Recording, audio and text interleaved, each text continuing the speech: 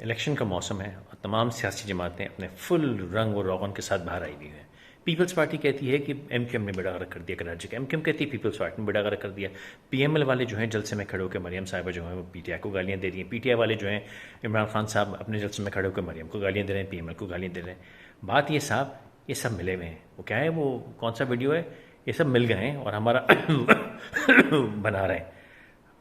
इन सब ने अपनी बारियां लगाई हैं, इन सब को वक्त मिला है, इन सब को टाइम मिला है। इनमें से अगर किसी भी एक ने पाकिस्तान के साथ वफा की होती, काम किया होता, तो पाकिस्तान का ये हाल ना होता।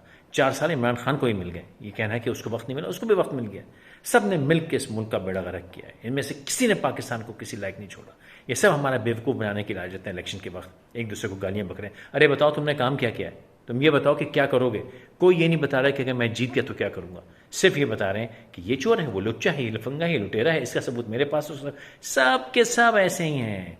ये सब दरअसल सच बोल रहे हैं, सिर्फ अपने एक दूसरे के बारे में बोल रहे हैं। ये जितने सच दूसरों के बारे में बोल रहे हैं ना, ये सब इन सब पे भी लागू होते हैं। इस बात को समझिए, बेवकूफ़ बनना बंद करें।